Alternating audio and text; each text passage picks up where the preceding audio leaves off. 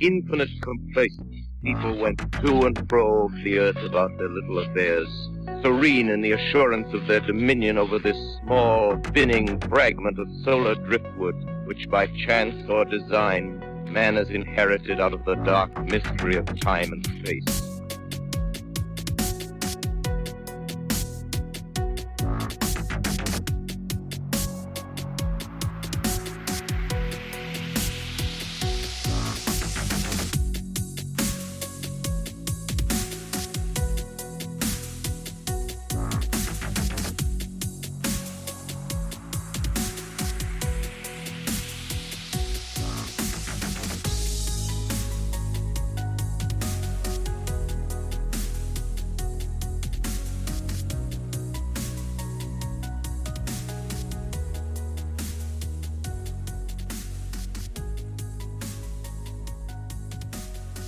Before we get to this week's episode of Into the Fray, just a few things to mention.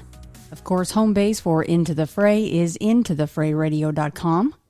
There you will find, of course, all episodes, blog posts, stickers, and contact information. Or you can just email me, Shannon, at intothefrayradio.com. If you have an encounter or encounters you'd like to share, I would love to hear from you. So please get in touch. New patron members over at patreon.com/intothefray. Waza of Night Sky Paranormal, Man in Black, Melissa Kennedy, Cardingo, Alicia Finfield, Glenn, Megan Bartolini, Therese Farragia, Kathy, Kenneth Levenstein, Mo, Spence Fisher, and Rabid Raider of Black Seas of Infinity Paranormal. Recent guests, of course, so thank you guys. Dines Arnholm and Jessica Smith. Welcome to the dark side, guys. Alpha shoutouts. Alphas over at patreon.com. Pledge $20 or more per month to support ITF. Glenn, Denise Kelsey, Sandra Sandgren, Brian McCahey, Mike Archer, Patrick Ray, Nick Walker, David Otto, Matthew Lacewell, Ted Cheever, Jake Dressel, Heather Stockwell, William Cornell II, Roy Daniel, Tyler DeMoney, Sticky Soundzine, Karina, Eric Ribich, Josh Arthur, Andrew of Black Triangle Coffee, Maynard W., Azrael, and Eric Stark. So a huge thanks to each and every single one of my Patreon members. If you are interested in getting more ITF, this might even include signed books, stickers, etc., head on over to patreon.com/intothefray or click on the link in each and every one of the bios for my social media outlets, Facebook, Twitter, and Instagram. There are 122 episodes over on Patreon that are exclusive for Patreon members only. We've got another live video chat coming up on February 2nd, where we are covering the world's most haunted locations. And without further ado, here is this week's episode. On this edition of Into the Fray, I welcome back on with me Leo. He went by Robert on the previous episode, but this time around, he's just going to let it all hang out there. So we're going to be calling him Leo this time around. Now, Leo, your first visit was episode 213 that was titled High Strange Ojai, and of course that's out in California. Now that was back in 2019, and we talked about Camp Willette, we talked about the Charman a little, and also the Billowak Man, right, which is essentially California's goat man out there. And well, first of all, welcome back. But I remember you saying in a subsequent email that you were in fact worried that our talk would incite some negative occurrences. Did that happen at all for you? No. Actually, there was one or two times where, I thought stuff was going to kind of happen, and nothing really negative happened. So yeah, everything's been positive. Everything's been good. I've just sort of decided that whatever it is, I'm not allowing it to take power over whatever went on. So I'm just not letting anything take over anymore. I'm done. So Well, that's good. Yeah, in the previous episode, it all really came about because your son reached out to me with an email in regards to Camp Willette. And I read that for an episode for the insiders, the Patreon members. And then you actually came on to kind of expand upon that, which was very, very interesting. I encourage everybody to go back to episode 213 and listen to Leo's first visit with me. And in 213, you also mention a possible generational curse. And you say like your dad and uncle have experienced things. Your dad was severely haunted, and even your brothers and sisters had dealt with abduction scenarios and paranormal activity. And you also say that something has really, truly, in essence, been following you from place to place since you were very young, right? right. Is that still going on? No, I don't feel anything's following me anymore. I mean, I already knew where I was at, and I'm still at the same place. Yeah, I'm just starting to realize, other things that went on in my past that I'm kind of recognizing as I heard stories from my uncles and my dad that I had to kind of pry out of them.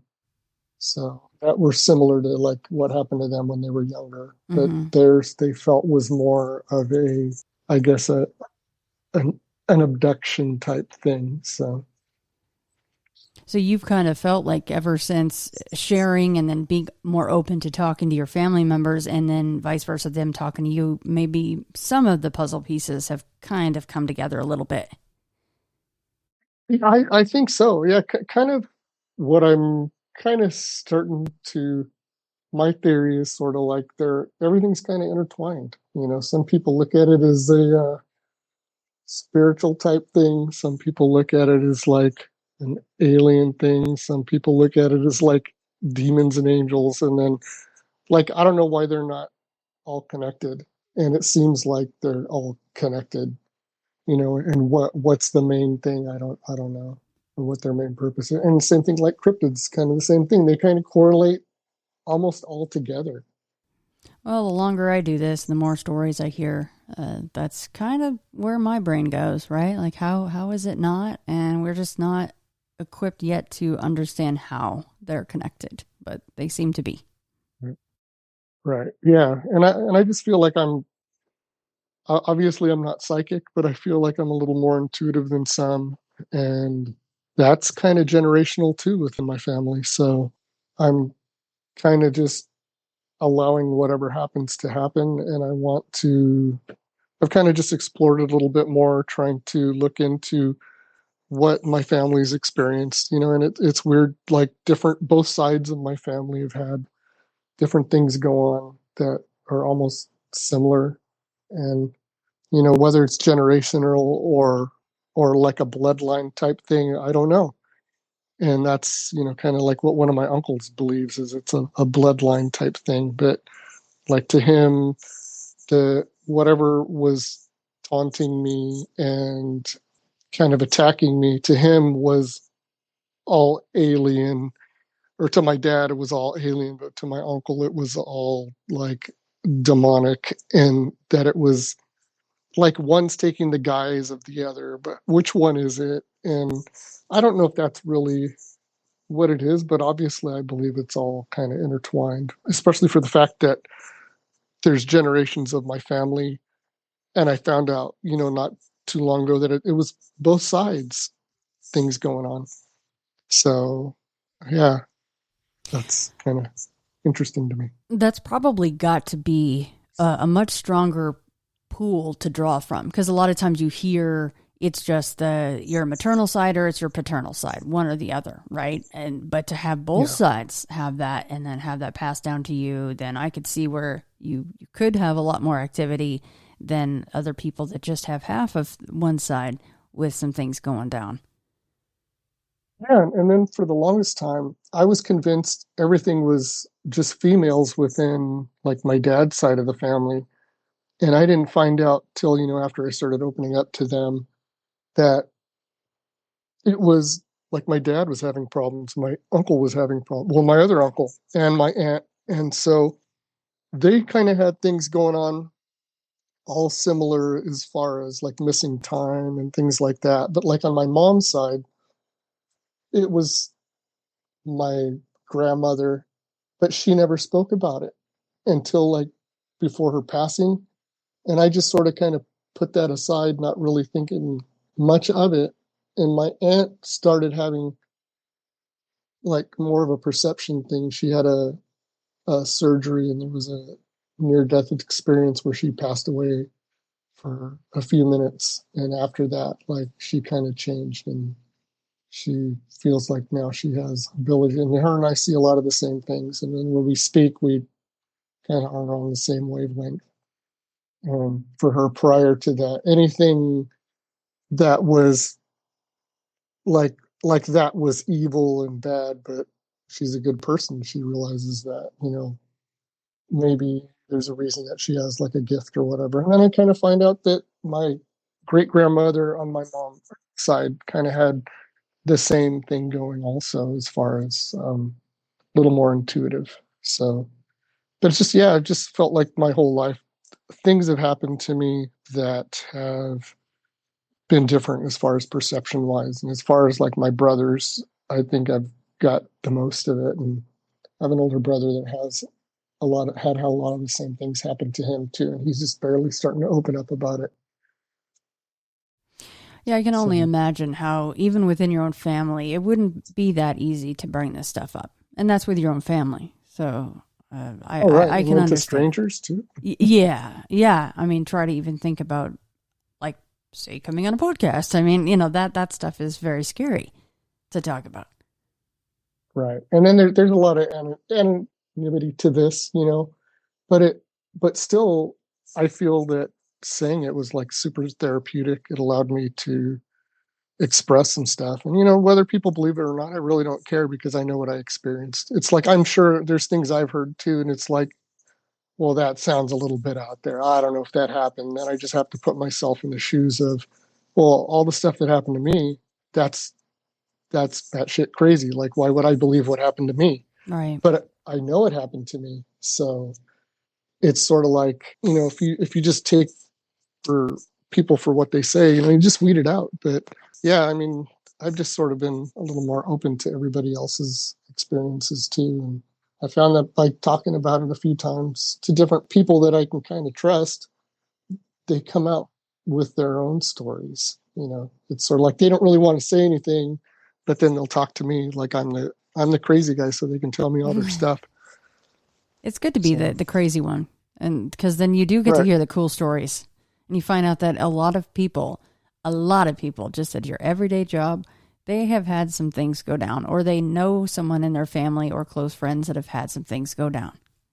Well, yeah, let's start on part of this list, Leo, and just to let everybody know. Now, of course, if you want to count 213 as part one, I guess this is part two, years later, but here we are, and I'm very excited to hear these, but we'll likely, of course, have a part three, because there's quite a bit to cover here, and I'm looking forward to it. So this first section of stories in this list has to do with your grandparents, right? So I think the first one is, I wrote down, was Grandpa on the deathbed. And this experience for me was pretty heavy to me.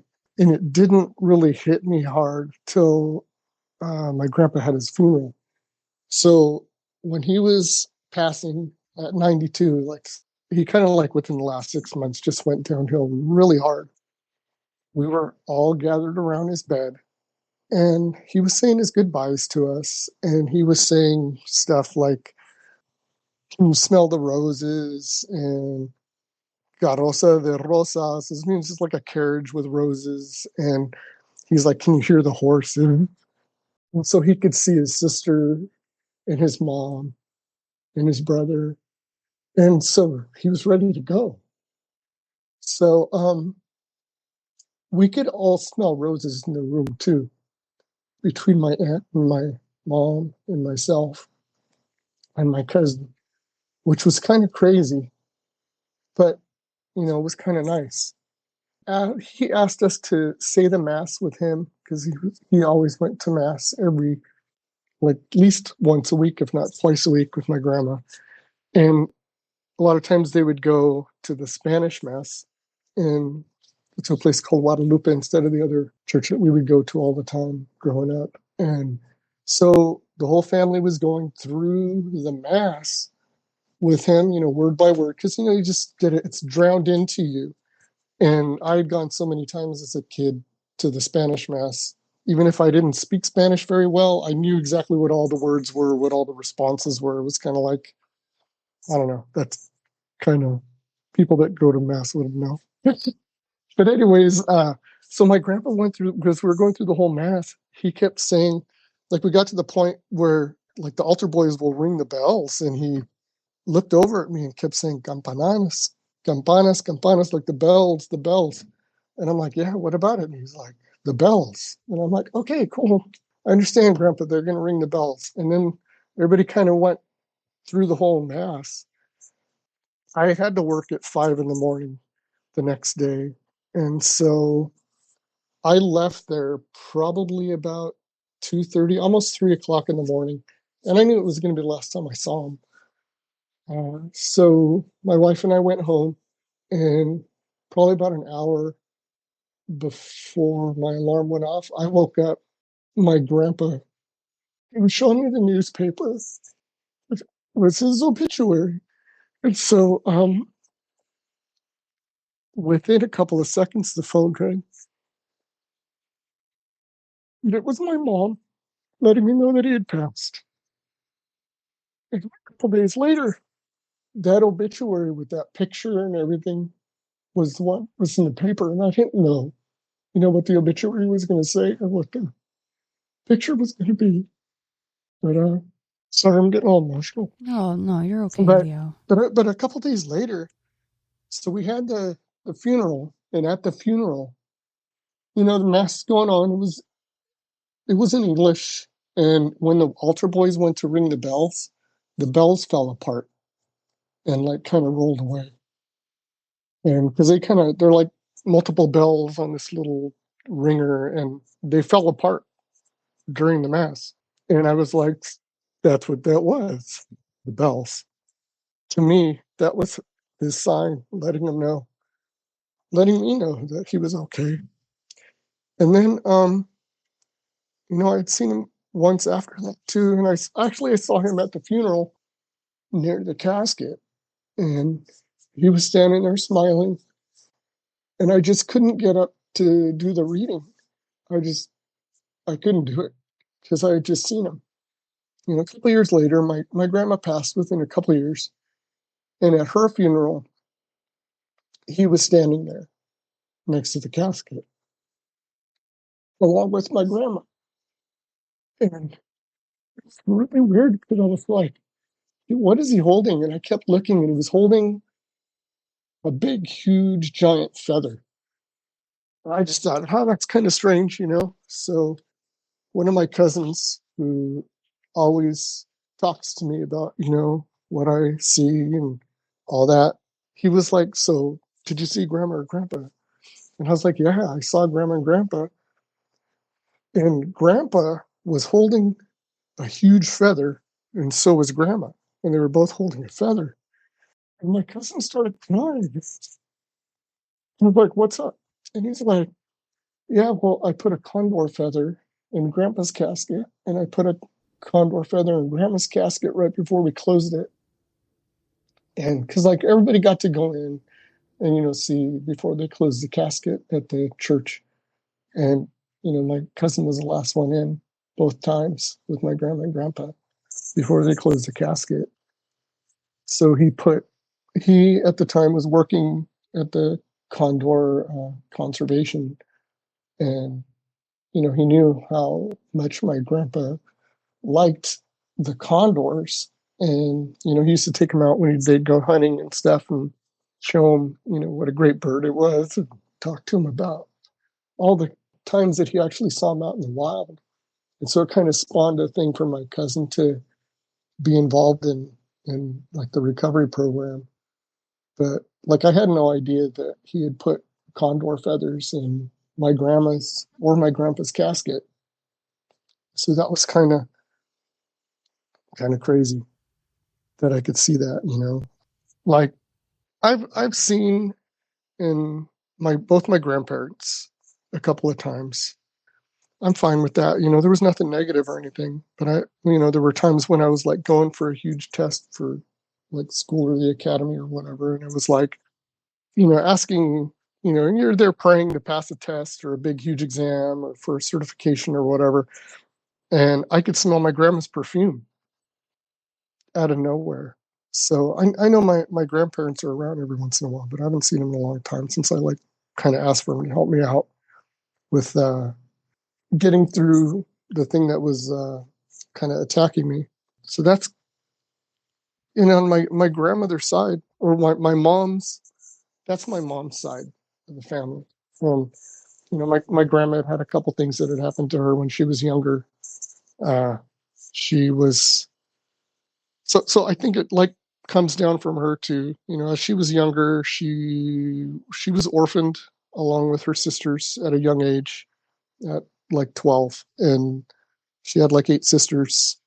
Like they had one of her sisters married, husband took over like all finances. So my grandparents, they used to pick in the fields, and any money that she got, anything went to her sister's husband, and then he would delve out all the money. And he was like, my grandma was the one doing all the chores because she was the eldest, and like she'd do the cooking and the cleaning, the sewing, the everything.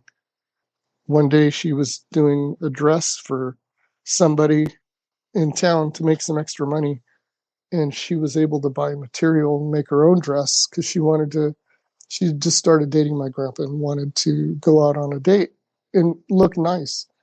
He beat her. Well, her brother-in-law beat her with one of the pieces of wood that she was cutting because she was wasting money. And she was deaf for a couple of years out of one side of her. She couldn't hear out of one side after that for a couple of years. My grandpa was dating her at the time and basically went over there and beat the crap out of the brother-in-law. The brother-in-law never touched my grandma again. She said that, like, right before she married my grandpa, that she had gone to, there was like a visiting revival type thing that came in through town. She wanted to kind of see what it was because, there were all these people going in town, but it was in the part of town that, like, they weren't really allowed because they were all Mexicans in town. So she wasn't, it was kind of a segregated town a little bit. And so her and one of her friends were sneaking around to see what it was all about because he thought it was a circus. And it was like some kind of revival thing. They were looking under the tent, and some man was standing outside the tent. They turned around. She said this guy was in a big, huge robe. He was really dark, and he spoke to them both in really clear Spanish and asked them what they were doing. And she had said, well, we're just trying to figure out what's going on. And he's like, well, you don't need to be here. You can go. And he touched the side of my grandma's head. My grandma said it was like burning. After that, she could hear out of her ear. And then the man was gone. She said ever since that day, she was able to kind of sense things and see things. And she doesn't know who it was, but like that's kind of her side, but she was having a bunch of stuff. She also had a sister that was into like Santeria type stuff. It's another crazy family story. It's like she a lot of people were scared of my tia Marina. She was very different than her other sisters, like very different. Like she didn't look like any of the sisters. Like her complexion was much different, but they were all sisters. I used to be super close to her when I was very little. She died when I was really young. But for some reason, I was like one of the only family members that wasn't scared of her because she was kind of a larger than life figure and always liked to squeeze people's cheeks and kiss them. anyways, like the thing that's kind of weird, like she would do all kinds of stuff, like, I would put the needle, it's like little Mexican folktale type things. You put the needle over somebody to tell whether it's going to be a boy or a girl when they're pregnant, and put an egg underneath the bed and pull it out, and whatever ailments there, she could tell you what the ailment was, that kind of stuff. And I found out later on that she wasn't even my grandma's sister. My grandma told us before she passed away that it was, she didn't want to tell anybody, but she was a kind of not really adopted, because they didn't really adopt back then. And she was just taken in by her mother, because my great grandmother used to help out, like when people were giving birth, kind of like a midwife type person, but not officially a midwife. And they didn't want the baby because it really wasn't the guy who was supposed to be the father's kid. So my great grandmother took her in, and that's why she was different than everybody else. But yeah, she passed away when I was really young. She was very into arts and very intuitive. But I don't even know where she got all that from, that part of the family. But so that's not really a blood relative of mine. But that was the kind of stuff my grandmother dealt with, and my grandmother didn't ever tell us stuff like she could see or hear until, like, right before she was passing. She talked to myself and one of my aunts, and that's what my mom's side is. My dad's side's like totally completely different. Like, well, the great grandmother on my mom's side, she was Chumash and San Gabrielino, and I don't know. My grandmother said she was like shamanistic, but they didn't talk about any of that in the family. They wouldn't. My grandmother was scared to tell anybody that her mom was not Mexican, because when she married her father, you weren't allowed to marry together. It was legal to marry like an Indian with a Mexican. You had to marry within your race type of thing. And in California, you couldn't marry a Native American. And so she grew up in one of the missions. And when she married my great grandfather, they had to marry somewhere else. And they told everybody she was from Mexico, like the rest of the family.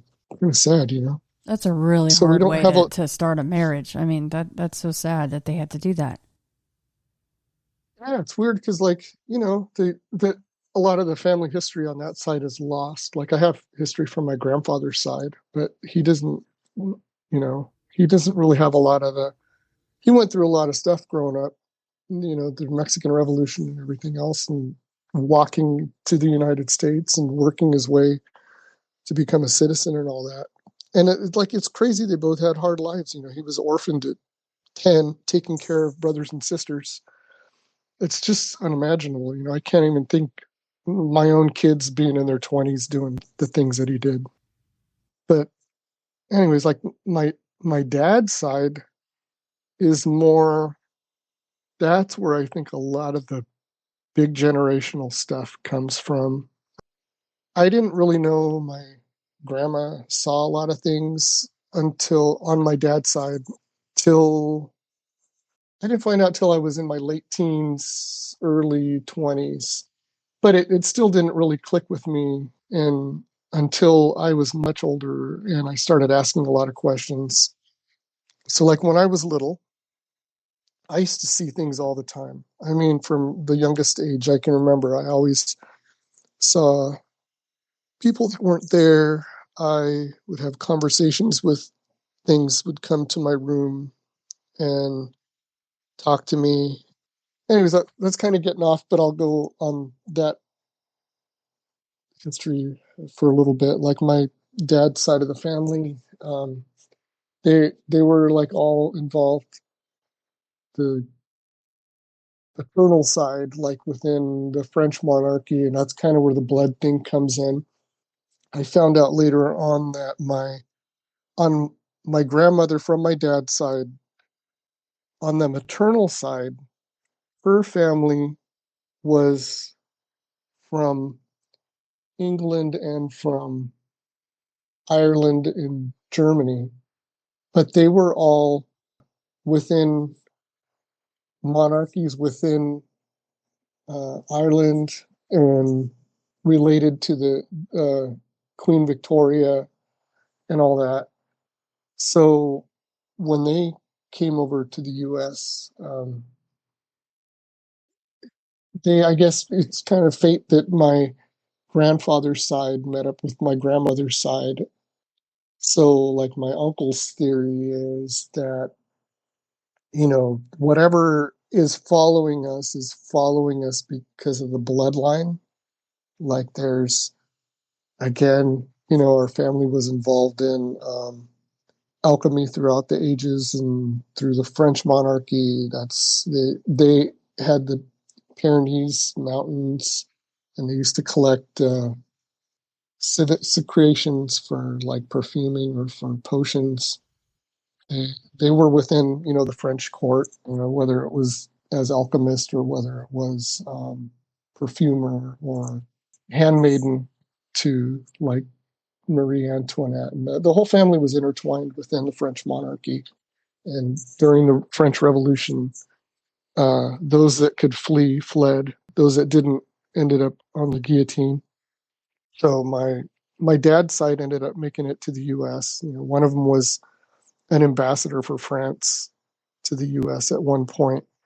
He was recalled to France because Robespierre wanted him back to put him on the guillotine, and he was able to stay here because George Washington granted him a stay. Wow. Because he was a Mason, and so was everybody else in charge back then. And so that's the only reason that he got to stay, was because, well, he was a French ambassador to George Washington from France. Like his father within the French monarchy was the ones that supplied the guns, helped work the deal with the colonies to get money for arms and get the arms for the revolution. When Citizen Genet came in, he kind of, as the French ambassador, came to collect, you guys won, so I need the money type thing. And that was part of the deal, that the U.S. was supposed to pay France back for, helping them with the arms for the French Revolution. Then everything went south in France, and he ended up staying here. My family descends down from him. So they were always involved, like in secret societies and everything else. And of course, when the Catholic Church wouldn't allow people to be a Mason, Catholics, they went ahead and made up the Knights Columbus, and everybody in the family just became a Knights Columbus member, it was essentially the same, type of thing.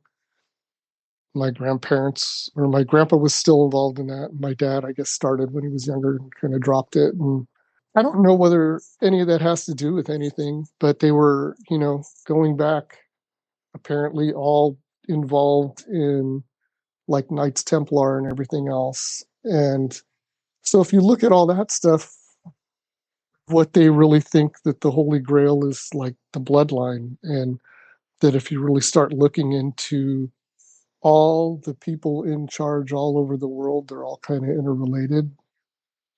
That's just it sounds like a conspiracy theory, but if you look back on, like, even within my doing my 23andMe thing, like, the guy who hated my family the most was Thomas Jefferson. He wanted us out because of some stuff that went on. I'll go into that in a bit, but I'm related to him, but he wasn't related to us. Like, tying all back, all these families are kind of interrelated that are running the world, and they were all involved in secret societies. So everybody's going to say that's conspiracy theory and all. Okay, that's fine. You can say that, but where did the bloodlines come from, and why did everybody always intermarry, and why did everybody always stay within, like, bloodlines, marrying bloodlines? And so my uncle's theory is that, that's what the Templars were protecting, that's what the church was always trying to get people to marry within the bloodline families. And, people were marrying cousins and stuff just to stay within the bloodline. But, that's kind of all in the past, but that doesn't mean that blood hasn't passed through. That's right. So again, that's all theory, but that's why my uncle thinks that when they were little, they were abducted a lot. So I can kind of go into that, but I'm just going to kind of jump back a little bit to, my childhood where like my grandparents moved around a lot because my grandmother was always followed by something. And we kind of went into that in the last time I spoke with you, where basically my grandmother was followed by something and she wouldn't, I couldn't really get elaboration from any of my uncles or my dad and what it was, but they would basically up and move, and they would up and move and up and move like constantly. As I was younger, they would up and move because she was bothered too much by something. So anyways, one of the times when I was younger, I went to go visit them, and at the time they were living in Wells, Nevada, which is in the middle of nowhere. It's like northern Nevada, kind of between Reno and nowhere, way in the upper edge. My grandpa used to have a mail route he always did all these weird jobs because they were always moving place to place. Like he was a judge there for a while. A couple times a week, he would take mail out to the rural ranches and stuff. He needed a 4x, so he had a 4x. So he would, a couple times a week, the ranchers would get their mail instead of daily because they were out in the sticks. He always went same time on his route. When we were visiting, and that side of the family was always super crazy strict. Like we weren't allowed upstairs. We were only allowed to play like in the basement, or we were allowed to be downstairs. Like if we went to eat, we weren't allowed to eat at the adult table. We had to eat at the kids' table. Like there were just so many rules on my dad's side of the family, and they were crazy strict. I remember asking my grandmother why Grandpa didn't go on his route. And she was like, well, what are you talking about? He didn't go on his route. And I said, he's asleep. And so she went upstairs and he was asleep. He didn't go to his route, but I wasn't allowed upstairs. So she came downstairs and scolded me and spanked me because I was upstairs, but I wasn't upstairs. I just knew that for some reason he didn't go because he said he was going to take me, and he didn't take me on his route with him. So like there was that. I was always spooked out by their basement. And my grandma a lot of times would tell me, don't go down to the basement alone. Because they had like a cellar in the basement. So that, just basically that side always had stuff going on. And I found out from my uncles that when they would move from place to place, it was because my grandmother was always being followed by something, or something would follow her. And then I found out later on that as my dad's family, as everybody was growing up, they would miss time. And so the thing you got to realize with my dad's side of the family is that they were crazy strict. If they said, you guys go play in the woods, be back at 3:00 because we're putting supper on the table, you were back at 3:00. You would be back at 3:00, or you'd suffer the consequences, type of thing. And they would go out into the woods for 5 or 10 minutes, and the next thing it would be dark, and they'd be coming home, dreading coming home, waiting for the whipping. And they'd get there, and my grandparents were just sort of in a daze from what they would say. And they would just say, why don't you go wash up and we'll have dinner? And dinner would be cold. But yet nobody within, like my grandparents, wouldn't discipline my aunts and uncles, which was crazy weird for that, because they were super strict. Like if you were late getting home, you got spanked or whatever, but they didn't do that. It was like nothing had ever happened. Like, okay. And this happened several times, and they all kind of realized that they all had age appropriate stories. Like when they would go into the woods to play. My aunt, she would be playing with gnomes, and there might be 3 or 4 little gnomes, and they had little tiny houses by the creek. Like, they would have a dog with them all the time, and their dog would just kind of disappear whenever this stuff would happen. So my 2 uncles were about the same age, and they had their own like little adventure, and they would see things that were going on, and they would corroborate their story together when they got back. And my dad had a different story because he was older. And so they all had the same experience, but they all had the same experience in a different way. Like, they would all see different things, but the same things happened. Like, it was kind of age appropriate to whatever their age was. Right. Tailored to them. Right. And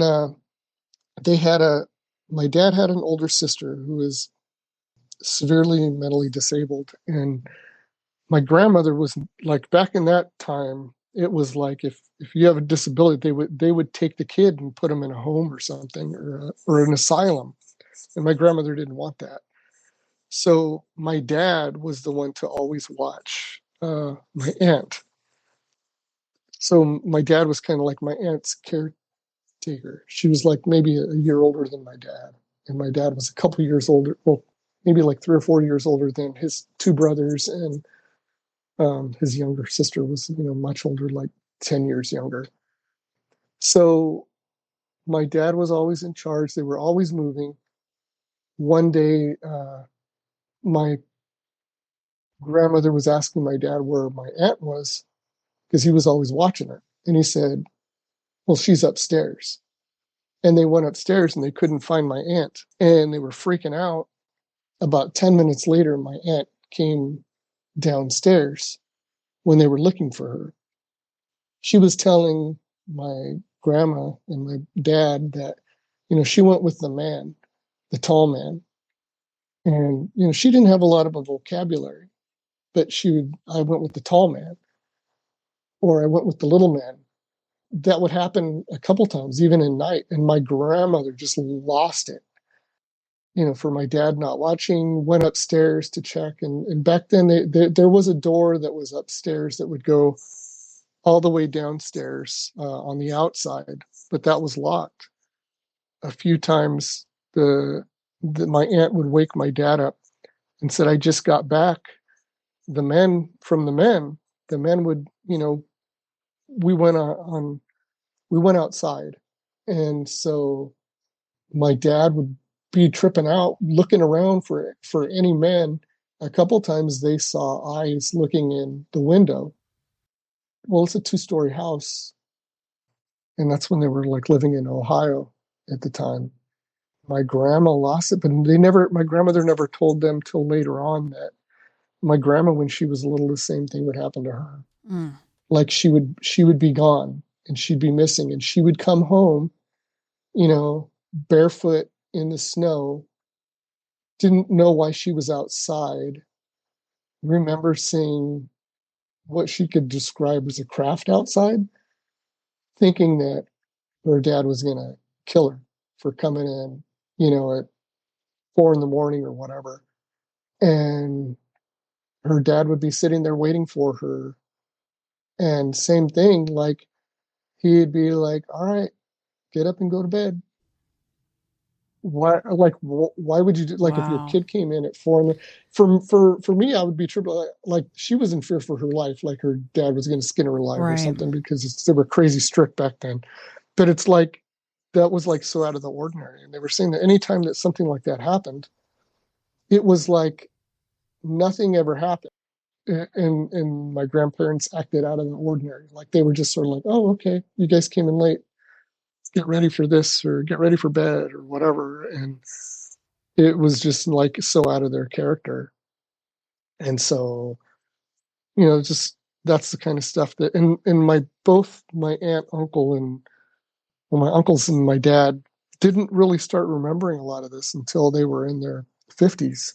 And then they just started talking about it and realizing that all this stuff was going on. And, everybody'd like joke about it. Like, oh yeah, sure, you got taken by aliens or something. But I can't say that's what happened to me. But I started having these weird dreams, and I thought they were dreams. And it didn't really start, I didn't start realizing it until after I had had a surgery, and I woke up from the surgery, and I saw somebody super tall, maybe like 8 foot tall, thin, standing there next to the gurney. And I kept feeling pushing on my incision site. And I looked over, and there were like these little guys there, but I couldn't really make up a lot. And I was dozing in and out. A couple days later, when I was going through recovery at home, like as I was waking up, I could see like somebody tall and 3 short people in my room, and they were around my bed, and they were just like, as I could see them through my eyelids, and then when I'd open my eyes, they'd sort of like fade away, or I would fall back to sleep, and that like would happen less and less as the days went on. And I told my dad about it, and he's like, oh, there was one tall and 3 shorts. Yeah, okay. He kind of told me a story about like kind of similar, like what that was kind of what they kind of dealt with. And they also had a thing where like my dad, when he was in high school, he was going to a seminary school out in Arizona, because they moved everywhere. They lived near an Air Force base. There was a jet that actually crashed at one of the schools. My dad was up on the roof doing his homework because it was not summertime. Why he was up on the roof, I have no clue, but he said that he saw this jet chasing after something. He couldn't tell what it was. He said it didn't look like a plane or anything. And he said it looked like a UFO from the comic books type of thing. And he could see the pilot's face when they went by because they were buzzing the neighborhoods. Something had happened to the plane, and the plane crashed at one of the schools. At that time, it was like the kids were already getting out of school, so nobody was in the playground when it crashed. And he said the very next day, because he would be home first, there was a knock at the door. He went to the door. There were 3 men standing there, and he said, I knew they were from the military base because all 3 of them were in like captain's uniforms, type of like officer uniforms. And he said outside was, an old Chevy, and it was painted flat black. And he said back in the day, that's what a lot of the Gov cars were, flat black. And so, of course, he asked what they wanted, and they just opened the door and walked in, and they were asking him questions about what he had seen. And he was scared to tell them anything. And he heard like a weird noise, so he looked over, and he thought he saw somebody he couldn't tell if it was a pencil or a needle. He went to talk, the other officer called him, and he turned around. He said the next thing he knew, he thought he felt something on his neck. And then he woke up later that evening when my grandparents got home. And he said he didn't remember any of that until he was maybe in his late 50s, early 60s. And then he started remembering things more vividly. So I was telling him one time that he was talking one time about he thought he was on a red planet. And so I used to mountain bike a lot. I remember mountain biking and going through like this cave. And I remember mountain biking through the caves. Like I keep remembering more and more about mountain biking through these caves, but it was really weird because you'd go into the cave and you'd start to go down into the ground, and it would be like bright red above us, which was weird because why would it be bright red? Like the sun was shining through the mountain. And then the further I would go, it would get like bluish. Well, that kind of made sense if you think that you're going in a cave, and the trails I was going on were in the Santa Monica Mountains, and they were going towards the ocean. I didn't really remember a lot of this until recently, and I was telling my dad about it because I had had this dream that I took him and my mom to show them the cave. And we went inside, and at the time my mom was very not mobile at all, having a hard time getting around. And somehow I got her through the cave opening, and we went to this home, and it was like a new housing unit. And it was really weird that as we're walking, I could only see one side of like one side was open and one side was the mountain, and it was like a reddish hue. And we went into this housing unit. I was showing my dad, look, I found this whole neighborhood in here, and it's weird because nobody's here, and it's like they're getting ready to sell all these houses, and I want to buy one of these houses. I'm thinking it's a dream or whatever, but I start looking through the house. I went upstairs, and when I went upstairs, I realized that everything was fake in the house. Like the bed was cardboard, everything was cardboard, like everything was like a Potemkin village. It was like a movie set, but nothing was real. And so I came downstairs to tell my dad, and I looked out the sliding glass window. About a couple blocks away, I could see some men standing there, and they were looking at us through the sliding glass window. And I was like, oh my God, we need to get out of here. Like I just had this fear. And my dad said, we need to get the hell out of here because this isn't real. And he says, I know what this is. And so we started trying to get out the door, and the men were at the front door. Then I woke up. But everything I described to my dad about like as I was describing the way the landscape was, everything else, my dad could finish my sentences. My uncle could finish my sentences. Like they had kind of been there too. So I don't know whether that's just some crazy dream we all had, or whether, it is related to what they felt was abductions or whatever. I'm not saying I was ever abducted, but why is it we're having the same kind of dreams? Although, back then they had different scenarios, but they could, like, as I was describing what the rocks looked like, as I was describing what things, they could tell me exactly what things were, and they were like, did you notice there was, whether you had footprints? I don't, but, to them, they said maybe later I will, but I can't really ask my dad much. He passed last year. And, my uncle, he doesn't like to talk a lot about it because he says whenever he starts talking about these things that like he gets hurt somehow. And like he was going to try to write a book about it. And every time he would start to write the book about it, he felt like something was going to give him a health problem or a health issue or whatever.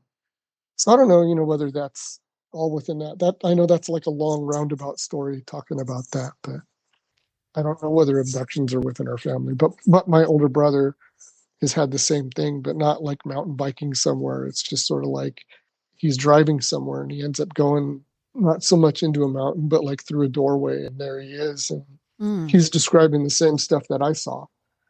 And he believes that, my older brother believes he's been abducted several times. And like he's seen what he feels is a gray in the house.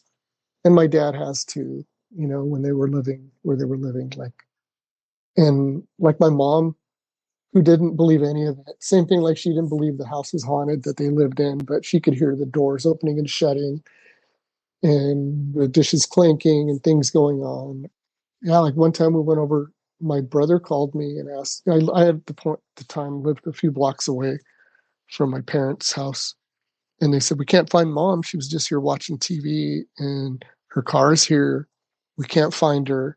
She's not next door. She's not down the street at Mary's. Like, we don't know where she's at. And it wasn't like my mom to go for walks. My dad walked all the time, but my mom didn't. So they were worried that maybe she had walked to my house. And so I'm like, no, I'll go over there. And they wanted to go drive around looking for her. She wasn't like in the back yet. She wasn't anywhere. We couldn't find her. So my brother and I drove around for a while, couldn't find her. And it wasn't like my mom to not go somewhere in her car. And so my brother and I came home to tell my dad, I don't know what's up. But my mom was very cognitive at that time. She wasn't, she was, all her faculties were there. She got older, she had dementia. But at that point in time, like 10, 15 years ago, she was sharp as a tack. She was in the living room watching TV. My brother's like, where the hell were you? She said, what do you mean, where was I? I've been here the whole time. We're like, no, you weren't. We've been looking for you for like 2 hours. We've been checking the neighbors. We went to your cousins. We went like, and my mom swears that she was in the chair in front of the TV the whole time. So we don't, to me, I would say, maybe that's an abduction type thing, but in the middle of the day. But my mom never went anywhere. She thinks we're all crazy. But for 2 hours, we didn't know where she was. I don't know whether that's related to, but I mean, my parents' house was always haunted growing up. And like, as long as I could remember, we had things going on in the house, although it didn't get worse till, I was in my teens. I don't know whether that I brought that in or whether that was, who knows what it was, but we were located where the we were in the floodplain of the St. Francis Dam, and I used to see things walk through the house all the time. But I mean, I used to have, when I was younger too, I slept in my own room, and my closet had a sliding glass door on either side. It would slide either way, so it was like two panels. And at night, I was always scared of my closet. I do remember as a kid, because I would tell my parents about it, and my mom was like, it's nothing. So there used to be this show called The Land of the Lost, and they had the slee stacks, right? I was terrified of those things when I was little. That's, to me, was what was in my closet. At night, they would come, like, try to get me. But there was, like, this one slee stack that was in the show who was sort of like, I guess he could communicate or whatever with the humans and stuff. Either way, he was like the good slee stack or whatever, like kind of like a hybrid slee stack. And his name was like Enoch or whatever in the show. But he would show up, and I wasn't scared of him. And he would take me places at night. We would go places, and this would happen a lot. Like, he would come out of the closet, take me towards the closet. I don't ever remember going into the closet, but we would go do things and go on adventures and go places. What was really weird is, like, whatever happened in the dream, within a couple days, I would find out that it actually happened. Like, but what was weird, like, too, it wasn't just him. It was like we'd be in this beat up old car that we would go places in, but like he had like 2 or 3 other slee stacks with him, and they were doing what he told them to do. Like, they were driving us around. They were doing this, they were doing that. One time they wrecked the car that we were in near my grandmother's house. We used to go to my grandma's house a lot in the summertime, and she'd watch us. We showed up the next day, and the telephone pole right next to my grandma's house that the car ran into was smashed up, and I told my grandma about what happened, and she said, no, mijo, somebody got into an accident here last night, and they took the person to the hospital. But I was like, well, no, I know this is what happened, and it was this kind of car. And she says, oh, no, mijo, it was this kind of a car. So how did I know what happened? Like, and then a few other times things would happen, and I would tell her, oh, we went to go see, we went by Aunt so-and-so's house, and this is what was going on at the house, and so-and-so was sick, and that person was sick. Then other times, like, I remember one time, my mom used to work a couple blocks away when she was a teenager from where my grandparents lived, and we used to go by that old building all the time. It was abandoned. I was telling my grandma that, we had almost crashed into that place, and the slee stacks broke into the place, and we were exploring around, and I was safe because I was with Enoch, and he was showing me all the different things inside, and that a lot of the same things that were there years ago that when they abandoned the building are still there. When I was going for a walk with my grandmother later on the next day, the windows were smashed open. But I had already told my grandma about that the windows were smashed open. So how did I know that the windows were smashed open? When I described the inside of the place to my mom's like, "How do you know what the place looks like in here?" And I was like, "Because I was in here the other night with the slee stacks, and they showed me." But I was maybe 8 at that time. Like it wasn't like I was driving around breaking into places, the other side of town. But again, this is a situation where this could be something that was, as you said before, tailored to you, something relatable and familiar, and you weren't scared. Like you said, you're like, "No, I'm hanging out with Enoch and the boys." But I know that this happened. See, what's weird is, hey, there's one Enoch. He's in charge. The tall guy, and near my bed, he was in charge. The tall man was in charge, and you have like 3 slee stacks who are doing what he wants them to do. Mm-hmm. And then they're grays to other people, or they're the short people near my bed. I don't know if that's it. My uncle's convinced, but I still, I don't know. Jury's not out yet for me. I just think it's a weird thing because I was always seeing things when I was younger. And there were times that I, like, if I would see one of those slee stack hands come out of like I could hear the slider open super slow. I knew it wasn't Enoch because he would just kind of appear out of there. And it was like one of the slee stacks, and I could just see their fingers clapping, and I could hear the fingers clicking on the door. But it was always closest to the bedroom door, so I couldn't make it from my bed to the bedroom door because I knew if I ran, they would catch me. And one time I did try to run, and it grabbed onto my arm, and I had to fight to get away from it. So anytime I would kind of hear the slider kind of open real slow, I would run to my brother's room or my parents' room and sleep on the floor till the morning because I was always scared of them. But for some reason, I'm not saying that that's what, like the Enoch guy would show up. Yeah, it was like I knew I was safe, but he would just kind of appear. It wasn't like but he was coming. I knew he came from the closet because the closet would open and we'd go in, but I don't remember going in or coming out. I just remember waking up. So I don't know whether that is abduction related or not. Right. I can't say that it is, but is that part of that? I don't know. But there was actual physical tie-ins, right? The next day or day after or whenever. Yeah. There's somebody actually sick. There's actually an accident that occurred with physical damage that you can see. That's very strange. Right. I know I was tied into my mom too somehow. Like I think mothers have this special tie within their kids. Like another thing that did happen to me when I was younger is like I was in scouts too, just like my son. We had gone on every summer. We'd do either 1 or 2 50-milers, and we were out going towards Mount Whitney, and we had to cross one of the trails. Sometimes take you across like glaciers or creeks or whatever, and you can't. You've got to find the other side of the trail when you get across. And we were crossing a glacier. I slipped, and I started sliding down the glacier towards a cliff. One of my buddies grabbed onto me.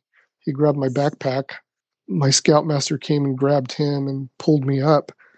And that was like 2 days before the end of our 5-day trip. My mom, I guess, had a dream that I was falling and that I was falling off a cliff. And we didn't have cell phones, not that there would have been cell service out in the middle of the Sierras, but my mom went to go pick us up because she had to be there to find out if I was okay. And she said that like during the day she was at work and she felt her heart go and she couldn't figure out why. And she just heard me scream her name. And then that night she dreamt about what happened. And it was what happened. I slid down the glacier. So, but Mm. so, it's another thing. But I don't think my mom doesn't believe she was intuitive at all. But, I think maybe just parents had that with their kids in some way. Right, that could be part of it. But you guys definitely have a lot going on within the family. What about this axe murder? You said axe murder in the house. Okay. Yes. So that to me was just like something messing with me. I don't believe, well, I know it wasn't an actual axe murderer, but I don't know if it was like it's something messing with me because my dad he was a probation officer and would work late nights and come home sometimes between 11:30, 1 or 2 in the morning. As he worked night, like kind of like the evening shift. I was asleep and I heard the door open. And sometimes when my dad would get home, I'd kind of sneak up and I'd crawl into the kitchen and he would throw on Johnny Carson or something for a while. So I used to sneak through the kitchen and I'd lay down on the kitchen floor and watch through the crack of the couch to watch Johnny Carson and whatever he was watching. And as I heard the door open, but I didn't hear my dad's keys. And the door shut real slow. And I heard just walking across the kitchen floor into the hallway, I could hear what sounded like really heavy boots or something, which is weird because my dad didn't wear boots. Because I didn't recognize the sounds, I kind of hid underneath the covers for a second. And I heard the footsteps go all the way down the hallway to like my parents' room. And I heard murmurs in what sounded like somebody was getting beat. And I just like all these squishy sounds. And like to me, I was like, oh my God, like there's somebody in the house. Like somebody's doing, like to me, I thought that somebody was getting murdered in my house. I was so petrified I couldn't move from my bed. In my bed, it was, I guess, what you could think my mom used to call it like a captain's bed or something. But anyways, underneath there was a couple drawers, and then there was this big long drawer that you could put like a sea bag in or whatever, giant duffel. And I hid in that. I could hear go back down the hallway. It sounded like it went to my brother's room, and I heard the same thing. And I heard it slowly come down the hallway towards my room. And then my younger brother's room was across the hall. And I heard the same thing. The whole thing must have lasted 45 minutes, real slow. And then I heard something walking around in my room, and something was kind of like kicking the little door to underneath my bed. And I was trying not to make a noise, trying not to breathe, trying not to cry.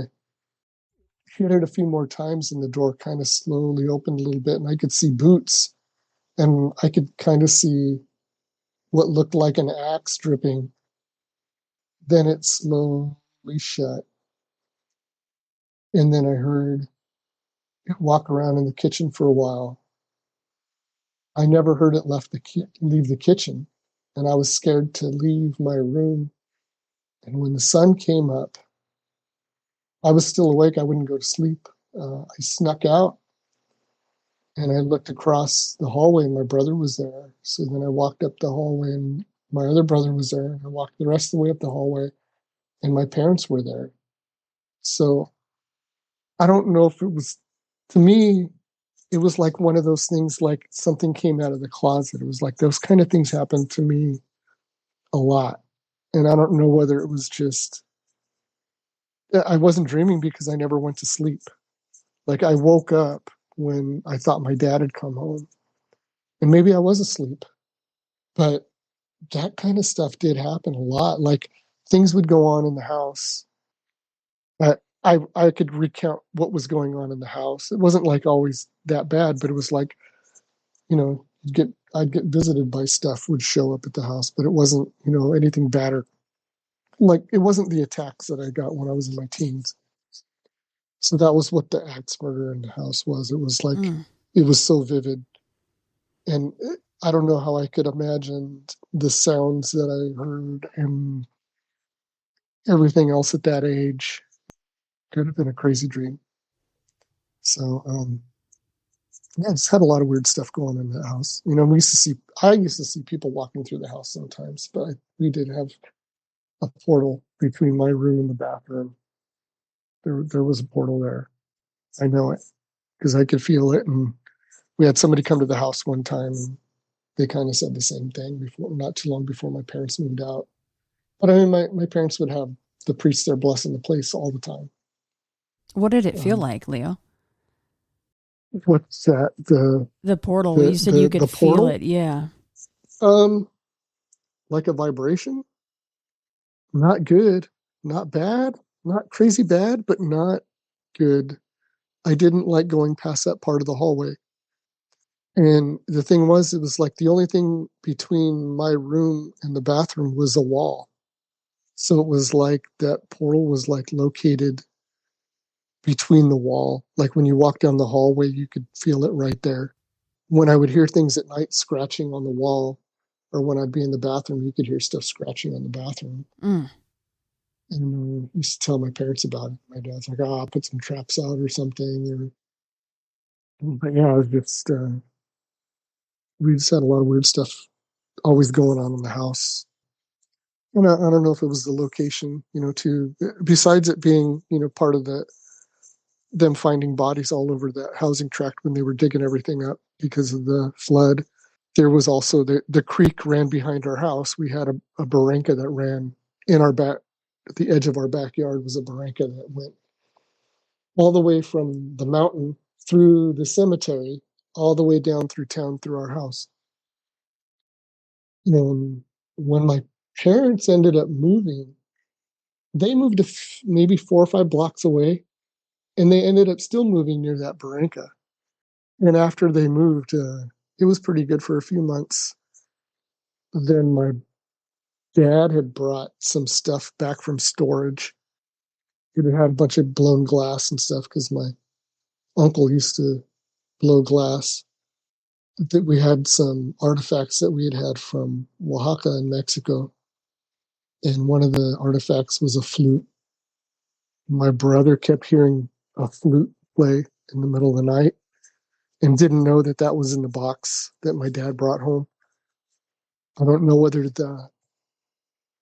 my dad and mom had gone to Oaxaca lots of times when they were first married. They'd made a few trips, and we made a trip when I was in probably like 13 or 14 was my first trip out to Mexico. And that's somewhere we visited. And back in the day, they didn't have, we went to this place called Monte Alan, which is like this big, huge pyramid area.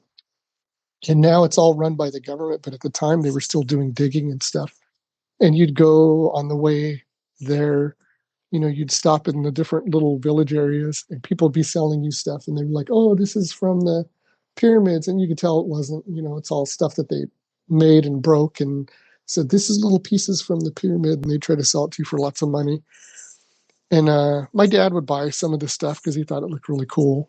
And I think some of the stuff that he bought was, a couple of the items were like legit pieces of things. And back then, like I remember at 13, there was an area from one of the pyramids to the other pyramid was a couple 100 yards, and there was a small tunnel, and they would let you go down into the tunnel if you wanted to.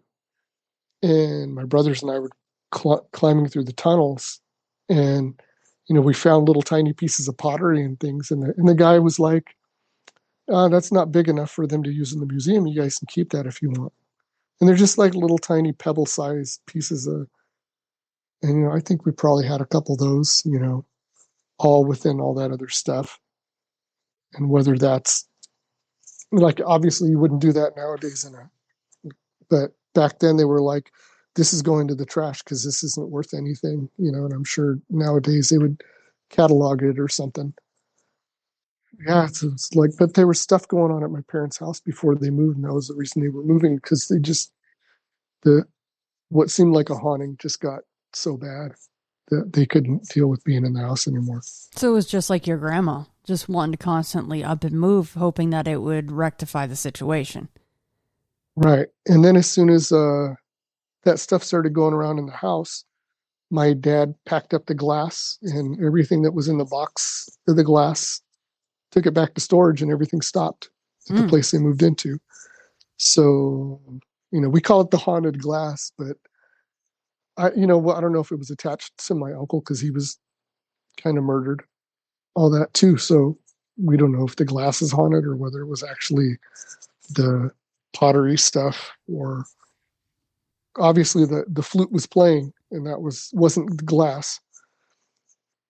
So, yeah.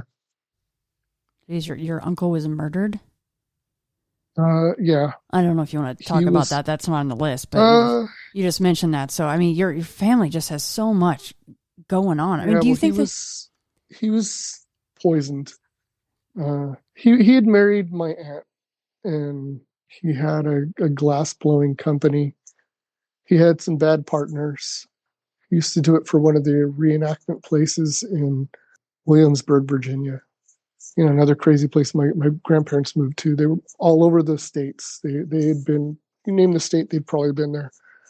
Anyways, my aunt ended up staying out there, meeting a guy, marrying a guy. He started his own glass blowing business. He did all the glass for like the movie Amistad, for all the Pirates of the Caribbean movies, like all that kind of stuff, because it was all period pieces and stuff, hand blown glass. So he had passed away in his workshop. Ended up that he was poisoned. My aunt had gotten really sick too. They believe it was the neighbor who lived, neighbor out there's, a couple hundred yards to a mile away. One of the ladies there was like interested in my uncle, and he threw off her advances, and my aunt's sure that it was her. Oh my God. That did that. But they think that it's possible because it was in the shop that he could have mixed stuff with his iced tea and other stuff that he had out there. And they didn't really suspect my aunt because, that was like, it was the love of her life. And she had gotten really sick too. And it was the same thing, was poisoning. So they suspect who they think it was, but they couldn't prove it. That is my dad's awful. my dad's other brother, he was pretty much murdered too. So yeah, there's a lot of crazy stuff in the family. Yeah, he was run off the road for a court case thing. Like he had like that side. My dad's brother, he used to be a butcher, and he was working late one night at the butcher shop he was working at. He was heading out late at night, and he could hear somebody screaming, and he went out, and these two guys were trying to rape this lady. My uncle pretty much put one of them in the hospital and beat the crap out of the other one. And when they were going to court, my uncle was picking up this lady every day to go to court because they had threatened her. On the way to court one day, the car was run off the road and shot at, and was in a coma for a few months. And then the trial never went through because the lady died. My uncle, after so many months, they ended up pulling the plug because they said he wasn't going to be coherent, that he'd need support for the rest of his life. And they didn't even know if he was going to be, they just figured he was going to be on a machine, unable to talk, unable to respond. Oh, that's awful. I'm so sorry, Leo. That's all right. It's just like he had a lot of stuff that went on too. And for the longest, like he was an alcoholic. He used a lot of substances, and it was to kind of get through like all his problems and issues that he had mainly from growing up, thinking that like he had come to terms that he believed he was abducted and all this other stuff. I didn't find out till right before my dad passed away that my dad used to stay up till like 1, 2, 3, 4 in the morning, and then he'd go to bed until he was absolutely tired. And the reason he used to do that because he was afraid he was going to get abducted and taken. And I Really? didn't find that out till right before he passed. Yeah. And I had asked him about it. He'd just kind of blow it off and he wouldn't really say anything. But my uncle would tell me that. So I'd ask him and he'd say, I just don't like to sleep. Mm. And so, all this time they said it was, oh, it was just your grandmother. Oh, it was just, so I always thought it was just like a paternal or maternal type thing through the bloodline that everybody had stuff going on, but it was them too. So I don't know if, me coming to the realization of all this is kind of to stop whatever I thought was coming after me. But I still think that was a separate thing. But anyways. So yeah, you guys have all this generational stuff. Family history, which is fascinating, by the way, what you've already mentioned so far. But to top it off, you moved to a place that, and I encourage everyone, you can Google this right now, the St. Francis Dam disaster. I covered this very recently. I think it was with my Patreon members. I can't remember. But several hundred people died in that disaster because of a failure. And to already have all this going on and then move to a place like that, I mean, talk about a double whammy. That's the last thing that you guys needed. Yeah, well, I mean, my mom had grown up here. My grandparents were living here. Actually, they were there when the dam broke. Oh. My grandpa was one of the guys driving people because he worked at the packing house and lived a few blocks away. And they had a guy coming through.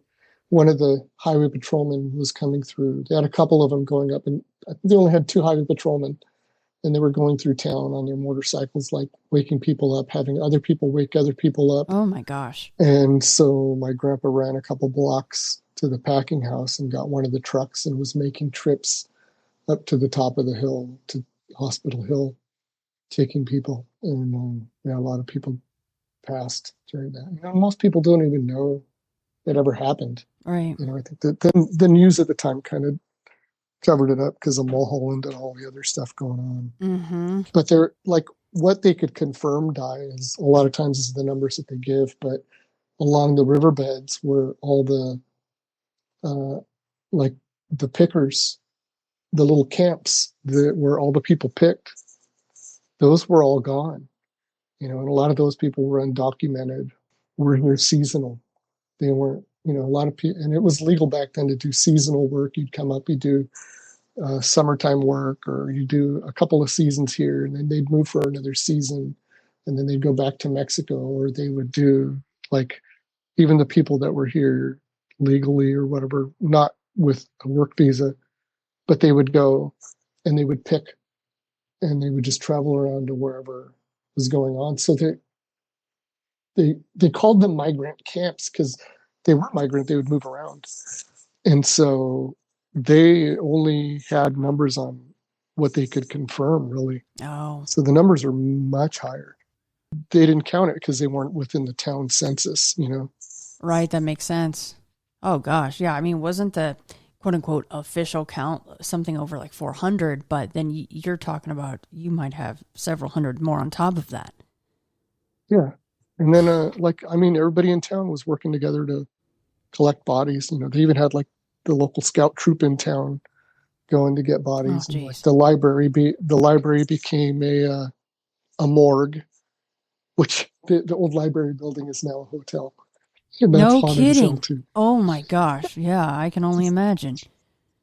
Oh yeah, we got lots of haunted places in that town. Like the Glen Tavern Inn, that's haunted, Yeah. and that's a couple blocks from where my parents were. Yeah, I could probably go on for hours though, because I had a lot of crazy stuff going on. Yeah, we'll definitely get to more on the next round, that's for sure. But before I let you go, Leo, because on 213, we obviously talked mostly about Camp Willette, right? And that was centered around a creature or a being, whatever we want to call that, whatever we could label that, that people were, I'm going to say experiencing, because you and your son and others had quote unquote seen it, but it wasn't actually with your waking eye, your conscious eye, right? Right. So you mentioned within 213 that now there was this kind of very protective landowner man that would kind of be cool, and then he would flip-flop and be like, get the hell out of here, kids, kind of a situation. You said that the Boy Scout camp there might reopen, that they were looking to do that. Is that open now? Has not reopened that I know of, because they were having it sold, that ranch that had the easement sold. They had to start another court case because the whole thing about that land was supposed to be, that was the easy access. Mm-hmm. And because it was so hard, and they would have to do, what could be a 5-minute drive ended up being, an hour-long drive to get to camp, because you'd have to go through all these, like 5 other ranches up into the mountains to get back down into the camp. So I haven't been involved in scouts for years, but the last I heard, they still were not using the Willet. But that landowner that was there is no longer there. Oh, really? So did he He move? he ended up selling to somebody else. And when he sold, apparently, I don't know, like all the details, because I'm not crazy involved, but from what I was told, that from one of the other scout masters that I know, is that when the new guy was sold it, he wasn't told that there had to be an easement or anything. But that was like in the original deal with the guy that ended up buying it. So I don't know. Don't really know at this point, because I'm not really too involved. But It is right there on Creek Road where the Charman and everything else is, the main access. So who knows? Yeah, Camp Willet, not Willette. I'm always saying it the wrong way for some reason. I hear it in my head completely differently. Yeah, that could be too, because it was a family name. So yeah. Well, like a lot of things are, right? Yeah, I would just wonder if that will ever come to fruition, that camp would reopen. But I don't know. Maybe in some respects, it's best that it doesn't. I don't know. Yeah. Well, I know that they were having issues too with permits, because a lot of the old toilets that were there were pit toilets, and pit toilets became illegal. In California, you can't do anything to upgrade stuff. And then they were having problems because of, you have to go through a mountain road to get porta potties down in there and a bunch of other stuff. So there's, there's a lot of issues. And same thing with electricity. They'd have to run in generators to get electricity to run for the camp office and stuff. So I don't really know what the whole situation is anymore. A lot of the people that I knew that were in scouts they're out. So.